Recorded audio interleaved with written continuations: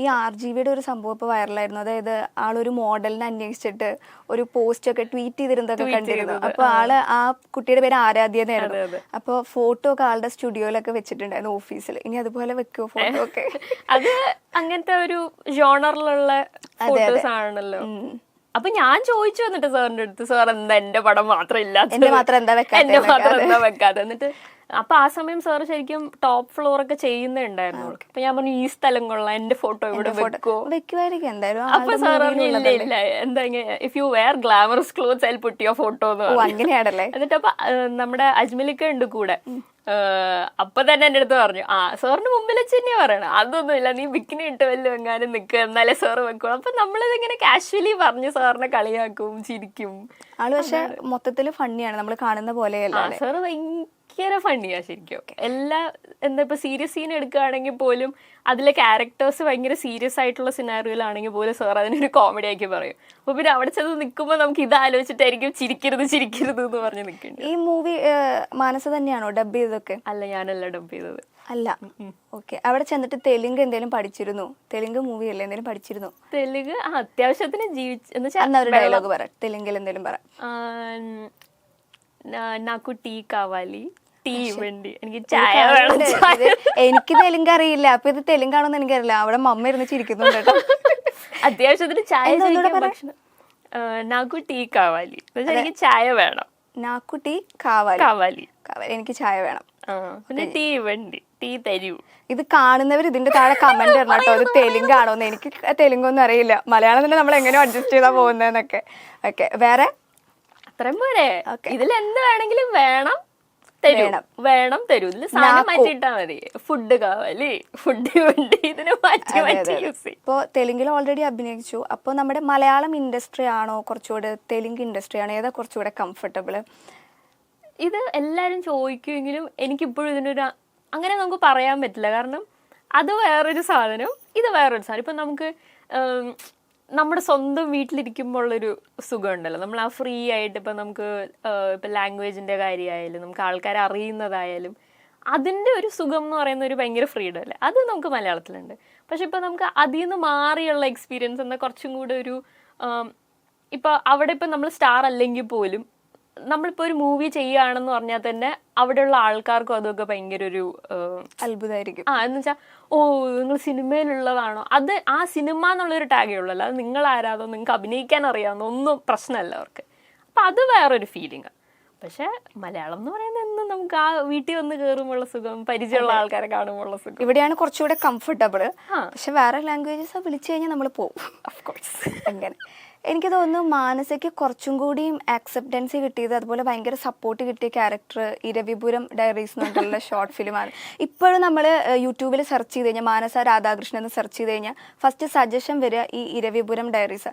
ശരിക്കും അതിൽ ആ കല്യാണ പെണ്ണ് റോൾ ഉണ്ടല്ലോ, അതൊരു സംഭവമായിരുന്നു കേട്ടോ, അല്ലേ? അവരിങ്ങനെ ഓടി വന്ന് അത് ഒറ്റ സ്ട്രെച്ചിലാണോ ആ ഡയലോഗ്സ് ഒക്കെ പറഞ്ഞത്? പക്ഷെ എൻ്റെ ഇടയിൽ കട്ട്സ് ഉണ്ട്. ഞാൻ ചെയ്തപ്പോൾ അത് എൻ്റെ ബാക്ക് ഷോട്ട് ആയാലും ശരി, ഫ്രണ്ട് ഷോട്ട് ആയാലും ശരി, അത് വൺ ഗോയിലായിരുന്നു. എങ്ങനെയായിരുന്നു? എനിക്ക് തോന്നുന്നു ഇപ്പോഴും അതിന്റെ താഴത്തെ കമന്റ്സ് എന്ന് വെച്ച് കഴിഞ്ഞാൽ കല്യാണ പെണ്ണിന്റെ ഡയലോഗ്, മാസ് ഡയലോഗ്, മരണ മാസ് ഐറ്റം എന്നൊക്കെ പറഞ്ഞിട്ടാണ്. അത് എങ്ങനെയാ, അത് കഴിഞ്ഞതിന് ശേഷം ആൾക്കാരൊക്കെ എന്താ അതിനെ കുറിച്ച് പറഞ്ഞിരുന്നത്? അതെന്താണെന്നറിയോ, അതൊരു 2017 ഞാൻ കാറ്റ് ചെയ്യുന്ന സമയത്ത്, അതിന് മുന്നേ ചെയ്ത ഒരു ഷോർട്ട് ഫിലിം. പക്ഷെ അപ്പോൾ ഇത് കുറേ നാള് എന്ന് വെച്ചാൽ റീച്ചൊന്നും ഇല്ലാതെ ഇങ്ങനെ ഇരുന്നു. ഇടയിൽ എപ്പോഴും ഒരു സമയത്ത് എന്നുവെച്ചാൽ റീസെന്റ് ആണ് അത് ഭയങ്കര ഇങ്ങനെ ഇൻസ്റ്റഗ്രാമിലൊക്കെ വരും. അപ്പൊ എനിക്ക് ഫ്രണ്ട്സ് ഒക്കെ അയച്ചു തരും, ഇതെപ്പോ അതൊക്കെ ചോദിച്ചിട്ട് എനിക്ക് അയച്ചു തരും. അതിനായിട്ട് എന്തെങ്കിലും പ്രിപ്പയർ ചെയ്യുക എന്തെങ്കിലും ചെയ്തിരുന്നത്? കറക്റ്റ് നമ്മള് ശരിക്കും ഉള്ളിന്ന് വന്ന് പറഞ്ഞ പോലത്തെ ഒരു ഫീൽ, നീ ആരാന്നൊക്കെ ചോദിക്കുന്ന സംഭവമൊക്കെ എനിക്കറിയില്ല, അത് അതിനു വേണ്ടി അങ്ങനെയൊന്നും ചെയ്തൊന്നുമില്ല. പക്ഷെ അടിപൊളിയായിരുന്നു.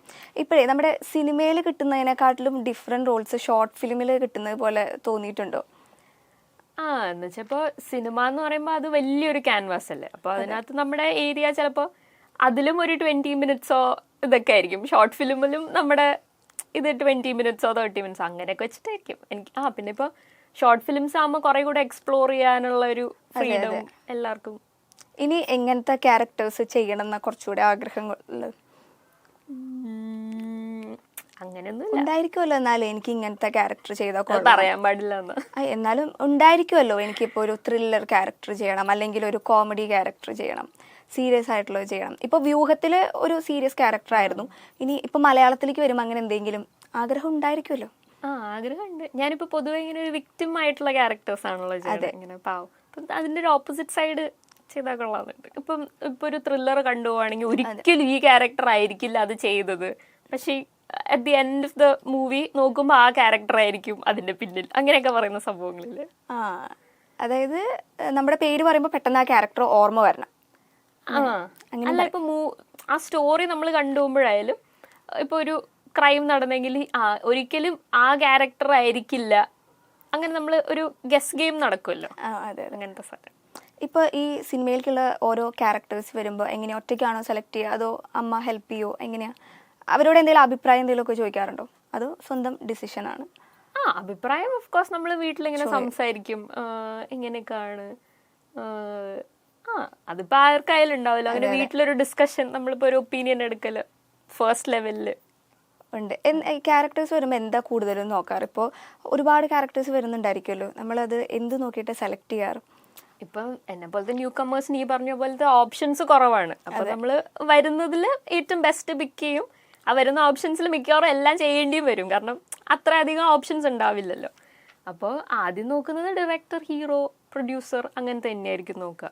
അങ്ങനെയാണ്. പിന്നെ ഇപ്പം അങ്ങനെ പേരൊന്നും പറയാനില്ല, എൻറ്റയർലി പുതിയൊരു ടീമാണെങ്കിൽ നമ്മൾ ഓഫ് കോഴ്സ് സ്റ്റോറി നമ്മുടെ ക്യാരക്ടർ ആയിരിക്കും നോക്കുക. അപ്പോൾ ഇനി ഞാൻ വേറൊരു സംഭവം, ഒരു സെഗ്മെന്റ് പോലെയാണ്. അതായത് ഞാൻ റാപ്പിഡ് ഫയർ എന്ന് പറഞ്ഞിട്ട് കുറച്ച് ക്വസ്റ്റ്യൻസ് പ്രിപ്പയർ ചെയ്തിട്ടുണ്ട്. കുറച്ച് സിമ്പിൾ ആയിട്ടുള്ള ഒരു 10 ക്വസ്റ്റ്യൻസ്. സിമ്പിൾ എന്ന് പറയുമ്പോഴാണ് എനിക്ക് പേടി. സിമ്പിൾ ആയിട്ടുള്ള 10 ക്വസ്റ്റ്യൻസ്. അപ്പോൾ പെട്ടെന്ന് ഇങ്ങനെ നമുക്ക് പോവാം.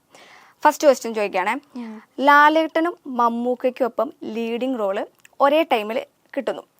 ഇത് രണ്ടിൻ്റെയും ഷൂട്ടിംഗ് ആരംഭിക്കുന്നതും ഒരേ ടൈമിലാണ്. പക്ഷെ ഇതിൽ ഏതെങ്കിലും ഒന്ന് സെലക്ട് ചെയ്യാൻ പറ്റുള്ളൂ. ഏത് സെലക്ട് ചെയ്യും? ഞാൻ എൻ്റെ ക്യാരക്ടർ നോക്കിയിട്ട് എടുക്കും. പക്ഷെ ഏതെങ്കിലും ഒന്ന്, എന്നാലും ഏതെങ്കിലും ഒന്ന്. അയ്യോ, ടഫ് ക്വസ്റ്റ്യൻ ആണ്. പക്ഷെ എനിക്കറിയില്ല. രണ്ടും ലീഡിങ് റോളാണ്, ഏത് അഭിനയിച്ചാലും സെറ്റാന്നൊക്കെ. എനിക്ക് മമ്മൂക്കേനാണ് കൂടുതൽ ഇഷ്ടം. അങ്ങനെയൊന്നുമല്ല, ഞാൻ മമ്മൂക്കേനെയാണ് ഇതുവരെ അങ്ങനെ കണ്ടിട്ടില്ലാത്തതെന്ന് വെച്ചാൽ ഇങ്ങനെ അമ്മ ഇതുവരെ കണ്ടിട്ടില്ല. അല്ല, അമ്മ മീറ്റിങ്ങിനൊക്കെ പോകുമ്പോൾ ഇങ്ങനെ ഒരു ഗ്ലിംസിൽ അങ്ങനെ ഒരു കാഴ്ച അല്ലാതെ കുറച്ചുകൂടെ എന്താ. ഓക്കെ, അപ്പോൾ മമ്മൂക്കേനെ കാണണം, സംസാരിക്കണം എന്നൊക്കെ ആഗ്രഹമുണ്ട്. അതെ, മമ്മൂക്ക ഇന്റർവ്യൂ കാണട്ടെ എന്നൊക്കെ. ഓക്കെ, നെക്സ്റ്റ് ക്വസ്റ്റ്യൻ ആണ്, ഇൻഡസ്ട്രിയിൽ ക്രഷ് തോന്നിയ ഒരു ആക്ടർ, മലയാളം വേണം ബോളിവുഡും വേണം? മലയാളം DQ. എന്താ റീസൺ? എന്താ? ഡിക്കിന്റെ സ്റ്റൈൽ, ഡിക്കിന്റെ ബോഡി. ഈശ്വരായിരിക്കും അങ്ങനെ ഡിക്കിന്റെ മൊത്തത്തിലുള്ള ഒരു ആംഗ്രി യങ് മെൻ ലുക്ക് നല്ല ഇഷ്ടമാണ്. ഇനി ബോളിവുഡില്